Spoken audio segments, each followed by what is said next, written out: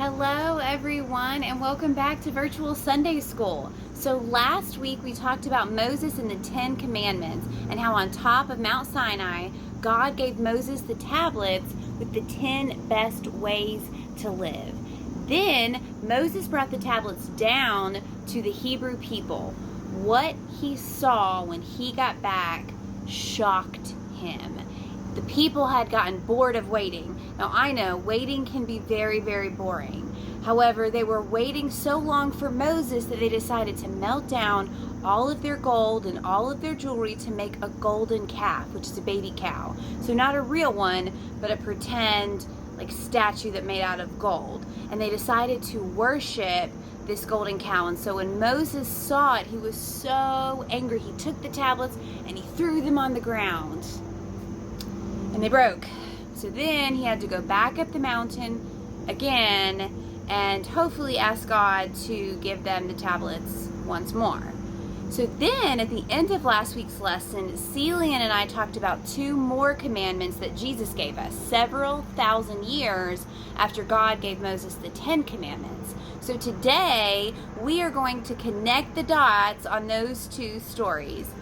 But instead of telling the rest, I'm going to play pretend a little bit and reenact the story in my own way. I hope you enjoy.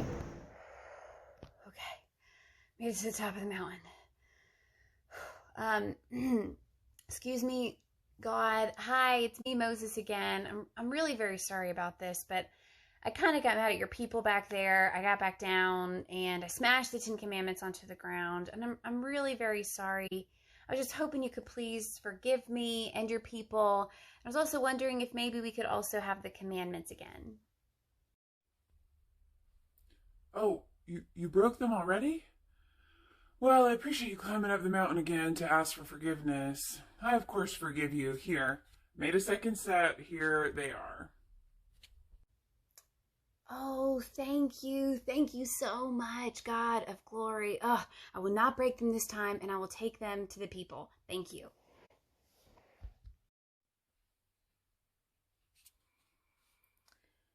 Hey, Jesus, I'm back. Great. How did it go?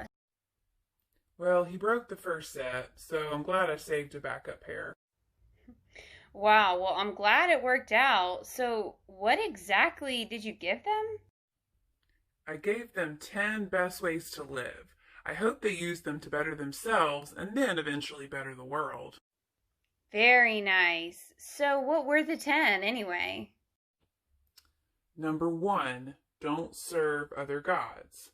Number 2, make no idols to worship. Looks like they already messed up the first 2 with that golden calf thing, huh? I know. I already forgave them, though. They didn't know any better, so it is what it is. All right, number 3. Be serious when you say my name. So far, these are all really good.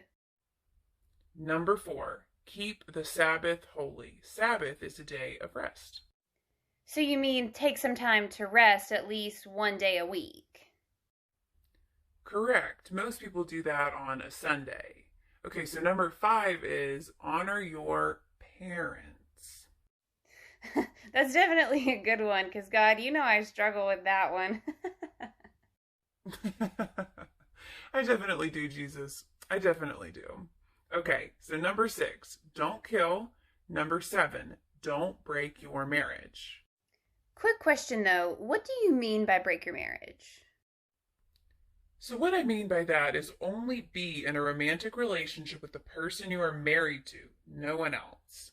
Okay, number 8, don't steal. Do not take something that is somebody else's. Number 9, don't lie. And last, number 10, do not want what others have. Ooh, not wanting what others have is really hard, especially when that thing is cake or a new toy. You're right. I told them these are the 10 best ways to live, but I did not tell them that these are 10 easy things to do, because they are hard. Yeah, I think those will be really hard. So if that's 10, I'm curious, did you remind them to be kind and to love one another by chance?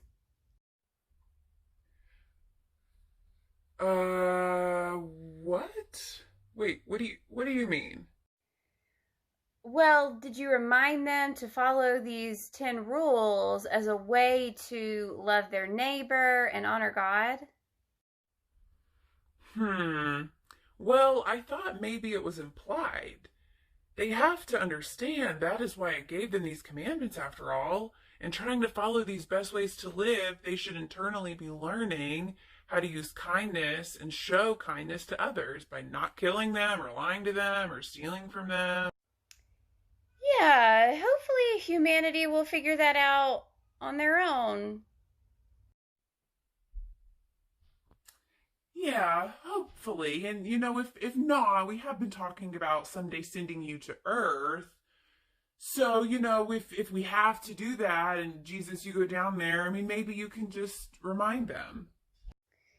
Yeah, who knows? Maybe it won't come to that, but we'll see. Several thousand years later. Well, Jesus, it looks like you're needed on Earth after all. I need you to connect better with people and teach them the best ways to live again. God, I think you're right. So I've decided that I'm going to take these two commandments with me. This one says, love your neighbor as yourself. And the other one says, love God with all your heart, all your soul, and with all your mind, and with all your strength.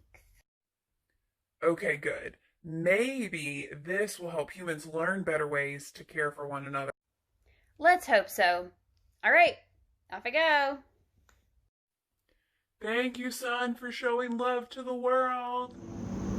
Friends, so I know that was a super silly way for me to tell you this story. And I don't really know if that actually happened the way that I showed you. And I had a lot of fun doing it. But what I really like to focus on with Bible stories is the lesson or the lessons that we learn from our stories. So I'm curious and wondering if there's something that you learned today from this story. You know, my friend Miss Erin and I were talking about it. We were talking about the story and what we learned, and she decided to take what she learned and bake some cookies. Wait, cookies? How does baking cookies have anything to do with the 10 best ways to live? Let's check it out. Good morning, everybody. We are back again, and this week we're talking about the 10 Commandments. When I think about a list of rules or directions, it reminds me of baking. We like cooking in my house, and I do a lot of it. So one of our very favorite things to make is something called Big Giant Chocolate Chip Cookie. And this week I decided to do that. And I've made it a lot of times before, so I know the ingredients that go in it pretty well.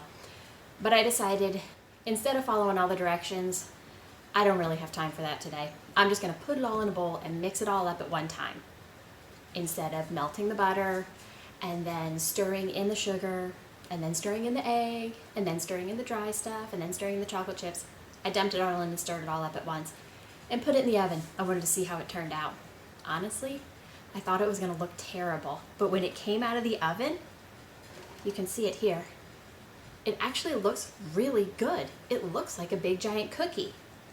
But what we discovered when we looked a little closer, we saw some bumpy parts and white parts when we broke it open.